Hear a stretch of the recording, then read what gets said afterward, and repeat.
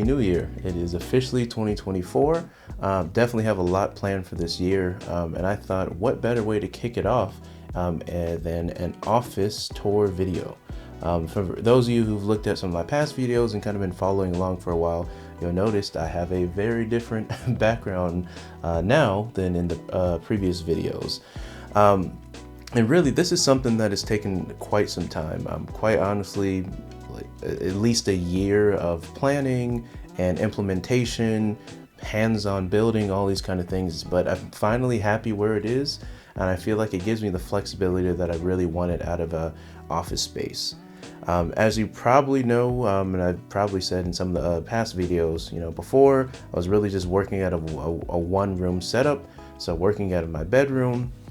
And that led to some challenges. The main thing was really the lack of separation between, work and relaxation.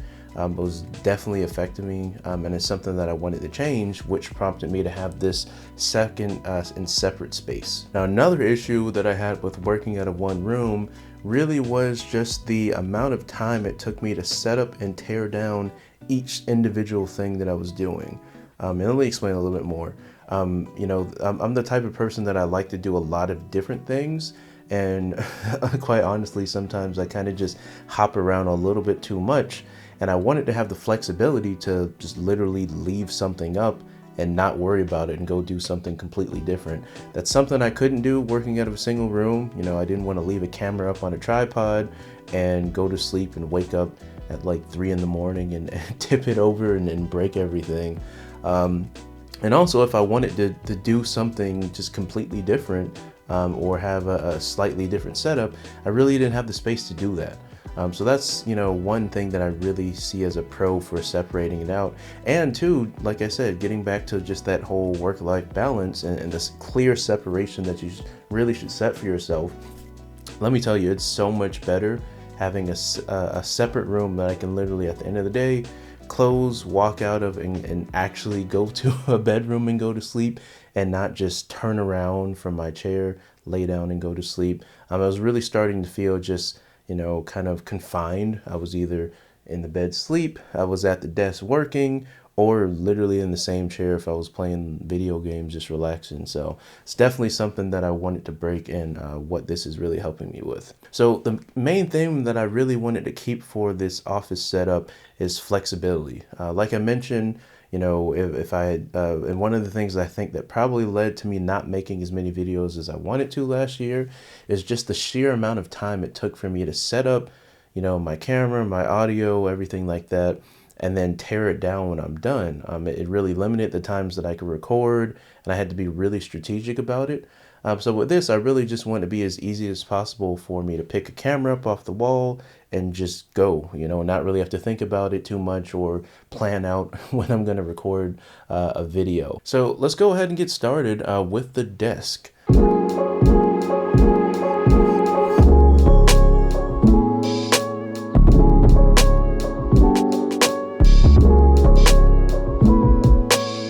Common word or common theme that we'll keep throughout this office is flexibility. That was the key thing that was most important for me, and that's shown from the desk. The desk I have is a sit-stand desk that I custom built, and I really wanted to have a lot of different things that was built into it that really wasn't an off-the-shelf kind of solution. For those of you who know, I also own a music production company, and I wanted to have all of my audio gear in the desk, but also have the flexibility to raise and lower it, just give me access into other things. I was also finding I was getting really tired of sitting all day in the chair, and I would literally just, like the other desk I had, which is like a studio desk that was stationary, I literally just stand up next to the desk and kind of hunch over and type and things like that, which is not good for your back.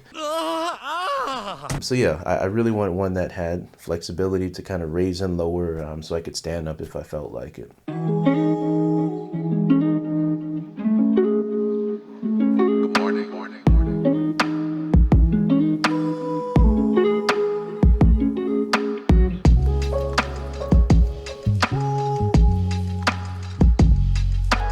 So The first things that I want to talk about on the desk is the studio monitors. So I'm still using my Yamaha HS8s. Those have been doing really well for me. I haven't really felt a need for anything else at this point in time. Great audio quality for me. I've done a ton of mixes on them. So yeah, I definitely recommend those. Let's talk about the interface that I'm using to actually power those. And that's going to be the Universal Audio Apollo Twin. And this is something that's really been great for me. I got this back in, I want to say 2019 for a really good deal. I think it was open box, but literally unused. But it took, you know, a good amount of money off the interface. So yeah, I love this. I've used this a ton. I haven't gotten a ton into like the UAD plugins, just because there's a lot that I use from other manufacturers. But the Unison preamps are really cool. Right now I'm recording through a Manley Voxbox Unison plugin, and it is great. You know, I really love it. I've used the real Voxbox, and this thing sounds like, honestly, I mean, there are some differences, but for what you have and the convenience of not having to have the thing actually in the space, this sounds really good, and I'm really liking how this is. So since we're talking about audio, let's talk about the microphone that I'm using. So it's the one I'm actually speaking into right now. That's going to be the Shure SM7B. Definitely been a great mic. For me, it's definitely my go-to recommendation for if you have a room and you just need something that sounds good. You might, maybe especially if you have something that's like a really reflective room and you don't have a ton of money for like room treatment, this is a great mic, right? You know, it's served me for all the things that I need, especially if you have like a good preamp to run it through that has like enough gain. Really no issues with this microphone at all that I've had. Moving on, I also have some headphones. I'm using some Biodynamic DT990 Pros. And those are great. They're open back headphones, and I like them. You know, I don't really mix with headphones on too much, but sometimes if I'm on, you know, a conference call or something like that, I'll just toss them on. Or if I'm kind of working on some kind of audio project or like editing a video and I need to just get really like attentive with my listening, and I don't want to be playing all through the speakers and, you know, kind of cranking those up. These are really helpful. So definitely recommend these. Really soft plush material on them too, so they're comfortable to wear for, you know, extended period of time, which is something that I also was looking for out of some headphones. So next, let's talk a little bit more about some of the music things that I have here. So something that was really important to me too was to make sure I could work in having my keyboard into this sit stand desk. This is something I couldn't really find a good solution for. I didn't really see any desks that just like had it, and I probably would have bought it. But I'm also one that I like to be, you know, doing things with my hands. I like to build, you know, and in all capacities of the sense. So I wanted to, you know, when I couldn't find anything, I was like, well, let me just build it myself. You know, it's something that my dad's instilled in all of us, is to, you know, to build as many things as you can, and, you know, not be afraid to kind of take those projects on. So yeah, what I'm really having here, I have a Yamaha Mo XF8, so 88 key, you know, graded keyboard. It's so easy to just slide it out from underneath my desk when I want to play, and slide it back in when I don't, and I need the, you know, the space for my knees. Yeah, I can go into a little bit more depth on how I actually built this out. But there's that can probably be a separate video. That took a lot of planning, a lot of making sure that, you know, things were going to be in the correct space. But having that sit stand desk made it perfect for me, because I knew that I didn't want to have the desk so high that my knees could fit underneath it and not hit the keyboard all the time. So yeah, having that sit stand desk is really what brought it all together. But yeah, really enjoying how that's working out.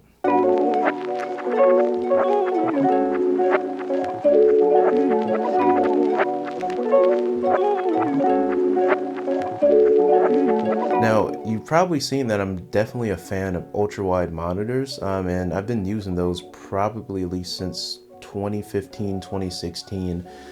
But, you know, I've really started to want to have a little bit more out of my monitor. I've used ultra-wide. I kind of looked at curved a little bit. They gave me a little bit of a headache. And I thought, all right, well, you know, how can I get more screen real estate from ultra wide, but not really have to dive too much into curve or kind of have a really complicated situation or, you know, setup. So at first I thought, well, maybe I'll just get two of the same side ultra wide monitors, just like stack them on top of each other. But I knew I also did a lot of video conferencing, so working with my own clients or working, with clients through the tech job that I have. I'm pretty regularly on video, so I didn't want to have something that I can't fit a camera in, because I didn't really want to do the whole camera off to the side thing, because I really like to look at my screen or at the camera to feel like I'm actually talking to the person who's on the other side of the computer. So that was something that was really important to me. And then on top of that, I wanted a monitor that was also going to be something that was good for gaming. And I couldn't really find something that fit exactly what I wanted for that. The really good gaming monitors, they were all curved with a substantial curve, which I wasn't a fan of in the past. But then, on the other side, I didn't want to just use just a TV or something like that as my main monitor. So I settled on both. ¿Por qué no los dos? I got an ultra wide monitor, and I'm using this LG 40-inch ultra wide monitor, which is great. It does have a curve, but it's a very subtle curve. And this was something that was okay for me. I was a little worried about it with still having a curve and, not really liking the last curved monitor I had in return, but this one's good. It's not really an issue for me whatsoever. And then the TV that I actually have above that is a 55-inch Sony Bravia OLED TV. And this is really something that's great for me, right? It's great for gaming. Has 4K 120 hertz, which is great for those games that support it. And overall, just great picture quality, something that's really enjoyable for me to look at for extended periods of time. And really, I'm also using it as a second monitor. So, when I'm going throughout the day, maybe I'm looking at some documentation for some code that I'm working on. It's so helpful to have kind of effectively like a 3-monitor thing. What I'll tend to do is I'll split the ultra wide right in half and give me kind of like a left and right for the most important things that I'm looking at. Maybe I'm on a call and I'm, maybe like coding something with somebody or like trying to get some feedback that's more live, but then also having some reference documentation that I can just toss up on the monitor above. Or separately, if I'm working on some kind of robotics thing and, I need to look at a video or some kind of additional context to kind of help for what I'm doing, it's so easy to just either toss it up directly, from the computer, since it's, I'm extending the monitor out, or the TV also is a Google TV, so I can easily cast something from my phone, and really gives me that flexibility, word of the day again, that I was looking for. So this setup, kind of this effectively 3-monitor setup, even though it's, 2 physical monitors, is something that's really, really working well for me. And I can fit my camera directly in the middle of these 2 monitors, and we'll touch on the cameras a little bit later. So now let's touch on the computer that I actually have. So there's 2. I have my work computer and then my personal computer. They're both M2 MacBook Pros. I believe mine is like the M2 Max, and the other one is, I don't know, whatever chip is like slightly below that. But honestly, both great computers, really helpful, especially for a lot of things that I'm doing and going to be getting into a lot more. I wanted to make sure that I had something that was powerful enough for what I want to do. And especially getting back to just how I am. I do a million things at the same time. And I really wanted something that I can easily hop between. Like if I need to start doing some video editing things, and while something is exported, I need to do some more programming or finish something else up, and then maybe I need to go in and start to do some graphic design and all these kind of things. Like I just wanted something that I could easily swap through all these kind of programs and not have any kind of stutters or any kind of lags that I feel. And that's how both of these computers are for me. Now let's talk about the kind of control center for all of that, or for all this connectivity. That's going to be the CalDigit TS4. This hub I've definitely is really helpful for me. One thing that I didn't like in the past with my setups is I had so many cables I had to connect to my computers. And it really was just a pain because I really was looking for a 1-cable solution. So, I can unplug my laptop, walk, go sit somewhere on the sofa, do whatever, and then come back and just plug in, and then everything, you know, kind of just boots up. And especially for having those two different computers, a work and a personal one, that was even more important for me. There's still a little bit of area where I would like improvement here. If there's a TS5 in the works, it would be so helpful if there was a button that you could just press, you know, connect two Thunderbolt cables to each computer and just flip between computer A and computer B. I'm sure there's probably external solutions, but they're probably really expensive. So CalDigit, if you're watching this, that would be a great feature, or at least like an add-on or something like that. That would be really cool. All right, so the next thing that I want to talk about on the desk are the keyboard and the mouse. So the main things that you're probably using to actually interact with your computer for the day-to-day. I've been a really big fan of the MX series from Logitech. So I have the MX Master 3 or 3S, I think. One of those. And great mouse. I love the customization that you can do from it, from the Logitech options, which I think they might have discontinued and made like a different software that does the same thing. But whatever it is, I like the customization that you can do. Mouse feels really good in the hand. And yeah, this has been my go-to mouse for a couple of years now. And then I'm using the MX Keys keyboard. You know, I kind of looked down the mechanical keyboard path, thought that might be something that interested me. But honestly, these are just really comfortable. They're really quiet, which is helpful, especially if I'm typing something while I'm on a meeting. I don't want a really loud, clicky, clacky keyboard that's like distracting. So these are good for me. There's enough key travel. They're soft enough. And yeah, just comfortable enough for me. Your mileage may differ. You might prefer something that has a little bit more travel, have a little bit more of a tactile feel, but this mouse and keyboard setup is really working great for me. And another reason that is the connectivity. You know, one thing that I really want to try to do this year is, as much as possible, all of my electronics migrate over to USB-C. So I was holding off on the iPhone. I know this is an iPhone video, but this is context for this.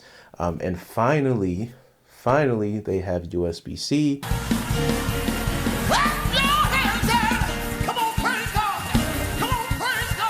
Thank you for finally doing this. It's been a great addition. I was so tired of having to carry a lightning cable, and that was literally it, right? You know, so as I started to pick my electronics, I wanted to make sure everything has USB-C.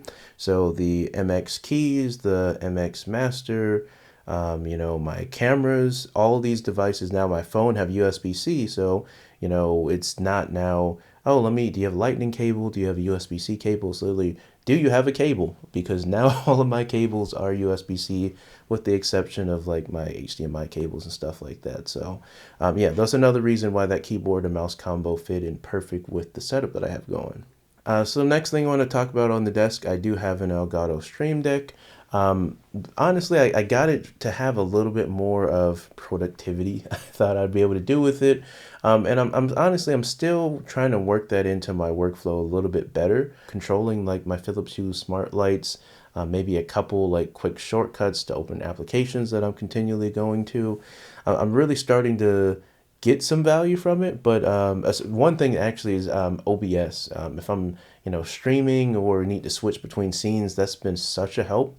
But outside of that scenario of like, you know, live streaming or like recording stuff with OBS, I haven't really been using it too much on the day-to-day, besides, like I said, open up some programs and things like that. But yeah, that's my challenge, or my plan for, you know, the beginning of, you know, 2024, is to start to work it into my workflow a little bit more, maybe get a couple more, you know, plugins or add-ons or something like that for it. But yeah, so far it's been pretty cool, but yeah, I want to start to use it a little bit more. All right, next thing I want to touch on is the light that I have.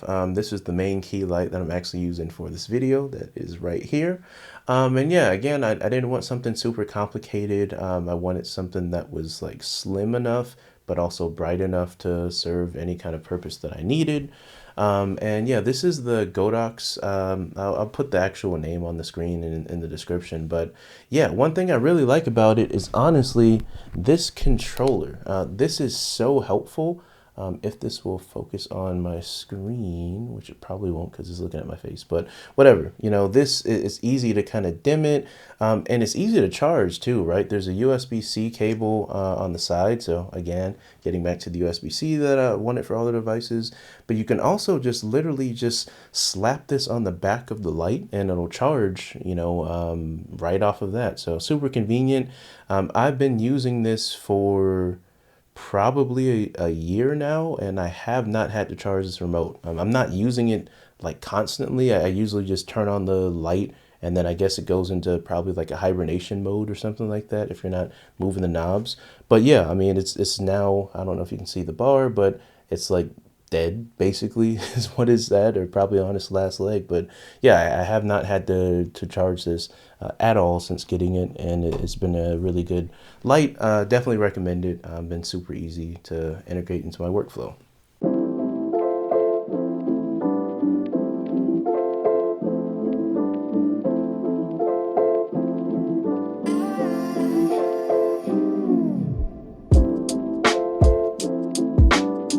So we'll continue on to some of the relaxation things that I have here. I have my PS5 that's underneath the desk, and that's been, you know, great. Definitely love that. I made a unboxing video probably when it came out back in 2020. And yeah, that's been probably my go-to console on the day-to-day. That's usually what I'm playing. I also have a Nintendo Switch that I definitely enjoy too. Been playing a little bit of that new Mario game that came out, I don't know, like a month or two ago, and that's been really fun, especially if you have friends over and want to play something. And then I also have an Xbox too. That's on my shelf. And no offense to Xbox, like I do enjoy playing my Xbox too, but really the main game I only play on Xbox is Halo, and a lot of my friends are in the PS ecosystem, so that's really why it's not, you know, continuously plugged in. But it's easy enough for me to just unplug the PlayStation HDMI and the power cable and just plug it into the Xbox when I do want to play something that's on that. So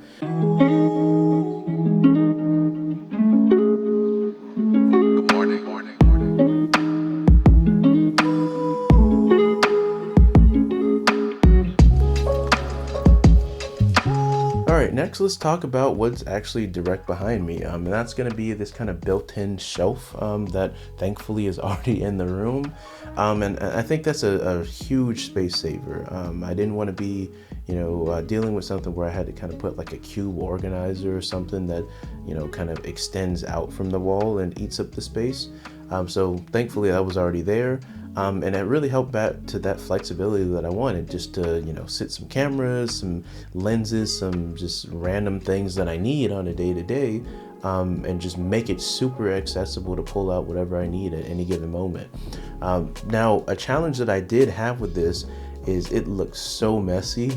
Like, I'm so glad that, like, for the day-to-day when I'm talking to people, you can't see it, because in the past it just didn't look good, right? It made me feel uninspired just to see how much of a mess it was. But there was just so many things that I was grabbing so often, and I would just kind of like toss it back and not really have a good place to put it. So one thing I really started to do for that is actually getting some bins. So you'll see there's a variety of bins that I kind of can stack. I can pull it down and really have some dividers to pull out and really help organize things like my cables for the cameras. And I really took a lot of time to really organize all those into their own specific compartments. So yeah, definitely recommend if you have a room that you can kind of have this kind of built-in shelf, or if you kind of want to take on the task to put something like that in a room you're dealing with. It's a super, it's a tremendous help to have something like that to kind of just help with that flexibility that you might be looking for in a office or kind of, you know, studio kind of setup. So since we're talking about the shelf behind me, we'll talk a little bit about the lighting. That's one thing that I recently added, actually, like within the last 2 weeks, are these two Philips Hue light strips that are at the top and the bottom. I think they're the Philips Hue Gradient light strips. I really like that, and wanted these over kind of the more traditional Philips Hue light strips, because as you can see, they are multicolor, so you can, select different zones, and there's 3 zones for each of the strips. And it really just helped to have a little bit more dynamic elements in the light, so it's not just red, green, or blue, or whatever you kind of pick. You can start to have a little bit more merging of the colors and a nice gradient effect, which I'm a big fan of. So the next thing that I have is it's like a plexiglass, but like LED light strip board, like a whiteboard or a clear board, I guess, since there's actually no color on it. And yeah, this is actually a gift from one of my good friends, Sherlyn, got it for me. So thanks, Sherlyn. It looks really cool, and it fits perfectly in with the whole like RGB color scheme that I have going for the office. There's also something else from Sherlyn, a Spirited Away music box. So being a musician, that's definitely a thoughtful gift. So thanks again for that. So just behind that, board, I have my drone. The drone I'm using is the DJI Mini 4 Pro. First drone, and man, has it been great. I took a lot of footage, here in the area, in Barbados, and it's great. It's so easy. It's so compact to kind of just fit in my camera bag. I looked in some bigger options. I was a little worried about, how the stability would be with the ocean and things like that, but it's held up strong. I've had no issues, and it's definitely a great drone.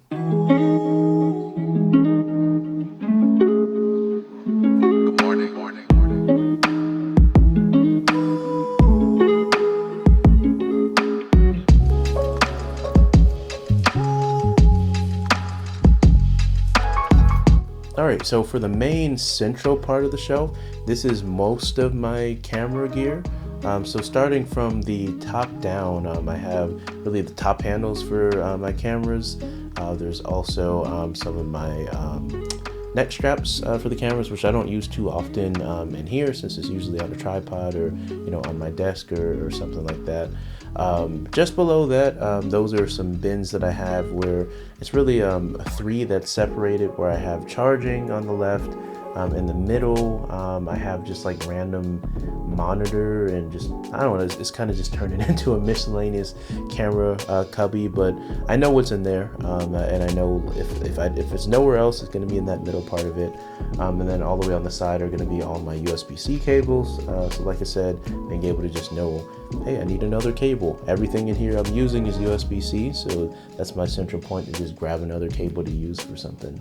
Below that, I have some HDMI cables, which are really helpful for me. A couple expo markers and like, I don't know, like lens cleaning stuff. But yeah, that fits the need that I need for it. Below that, that's where I actually have my main camera. So recent addition, I have switched over from Canon, and now I'm all the way team Sony. That's a whole nother discussion, but the main camera that I'm using, that I'm actually filming with right now, is the Sony FX3. So it's a part of their cinema line cameras. Yeah, just works really great for me. The B camera, that goes along with this very well, is the Sony FX3 that I'm also using. And that's the main one that I'm using as my webcam. Kind of segueing back a little bit to the desk of how I'm actually mounting that. I'm using a Rode PSA 1 Plus, I believe. And yeah, I'm just using like an adapter that's attached to that. And the camera is actually supported on that. Now, I will say, depending on the lens that you use with that camera, and using the PSA 1 Plus, some of them you can run into a little bit of challenge where it'll droop a little bit. So the lens that I'm using on that camera is actually the Sigma 18 to 35 millimeter lens, which I have with my Canon camera, and I'm using an adapter, which adds more weight to an already pretty heavy lens. So it does droop a little bit and kind of just rests on like the top of my monitor, but it's fine enough. But yeah, something to think about. If you have like super heavy lenses, you might want to go with a different boom arm. But part of the reason that I wanted that boom arm is to have the flexibility again, to kind of have the camera when I need to have it there, but then kind of just toss it out of the way when I don't need it. I don't want to see it. Say I'm on the sofa playing a game and I just don't need a camera there and it's kind of distracting. Super easy to just, with the boom arm, just kind of slide it away when I don't need it and slide it back out when I do. So definitely enjoying that. So in the next part of the shelf is going to be my lenses and just additional camera stuff. So I've really gotten it down to really just 3 lenses that fit all the needs that I currently have. So I'm using the Sigma 18 to 35, again, that I had from my Canon camera that I was using. And then I'm using an adapter to mount that to fit with my Sony camera. Then I'm using also the Sigma 24 to 70 millimeter. So giving me a little bit more flexibility, some more range to kind of get things that are further away. And then finally, I'm using the Sony GM2, the 16 to 35 millimeter. And that's my go-to lens for like the day-to-day. That's the lens I'm using on this camera. And really kind of getting to the why I chose both of these cameras in the first place. First off, lenses. I knew that with them, both being Sony cameras, it'd be really easy to kind of swap lenses as I needed. I know one is full frame and one is going to be a crop sensor, but I have really had no issues just using my full frame lenses on the FX30. So just beneath the camera lenses are going to be the lens accessories. So those are my mist filters, my VNDs for my my main camera lenses, but also for my drone. And then next to that are going to be the monitors that I have. So I'm using 2 monitors by Atomos. I'm using the Shinobi 7 and the Shinobi 5. And yeah, it really gives me the flexibility that I needed. I never had an external monitor before. But once I started using it, it's been so invaluable. There's been so many times, in my past cameras where I'm just using the kind of built-in monitor on the camera, trying to like do pull focus stuff and, manual focus, and you think you got it, or, maybe my eyes just aren't that good. Clearly I have glasses. But yeah, just getting back and just, the slight frustration. You're like, oh man, like I almost got it. But man, having that extra screen real estate of a 5 or especially a 7, I have no issues, whatsoever getting exactly what I need to make sure the shot is exactly what I need. Get back, there's not going to be any kind of confusion or, oh, I wish I would have did this just a little bit differently. So definitely loving these monitors. The next thing that I can talk about is actually how I'm powering up this camera rig that I have.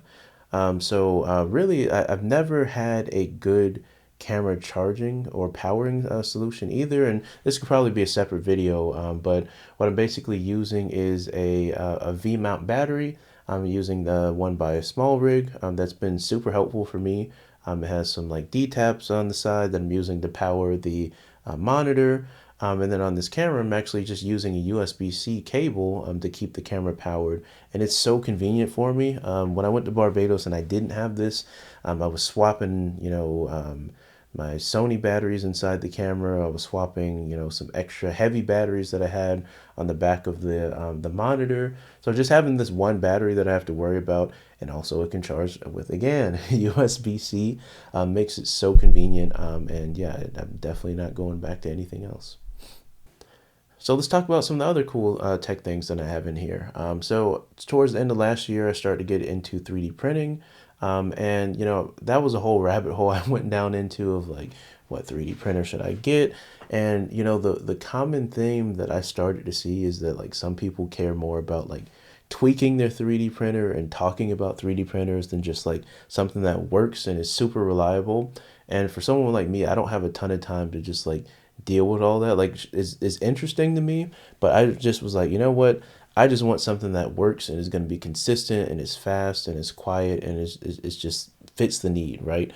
So with that, I went with the Bambu Lab X1C, and I did get the AMS edition, so I can have the different filament options that are loaded, and haven't really had any issues, and I'm liking the printer so far.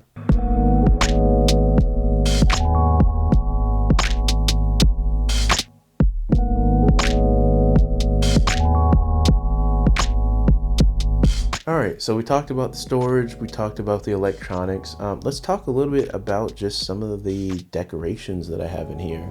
I definitely went the pretty minimal route. Don't really have too many that's in here. I mean, like I said, I kind of had the wall behind me be like decoration and some of the functional storage. But let's talk about some of the other things that I have. So I have 3 stretch canvas pieces in here. I have one of Muhammad Ali, I have one of J. Cole, and also of Kobe Bryant. And those are 3 people that I definitely, really look up to. Fun fact, Kobe Bryant and I actually have the same birthday, so August the 23rd. And he's, my favorite basketball player. J. Cole, my favorite rapper. Muhammad Ali, favorite boxer. So it kind of just made sense to kind of get all 3 of those in here. They're also sitting on my acoustic panels that I have. Can't remember the name of it. I've had them on Amazon. I'll link it in the description, as well as all the other stuff that I have in here. And if I miss anything, feel free to leave a comment and I'll make sure to kind of get that updated. So above the window, I actually have some additional panels. I don't know, this is kind of supposed to be like a trap. They don't really work that well at all, but they look cool. There were some that I saw that were actually made out of wood. This is like some kind of fabric material.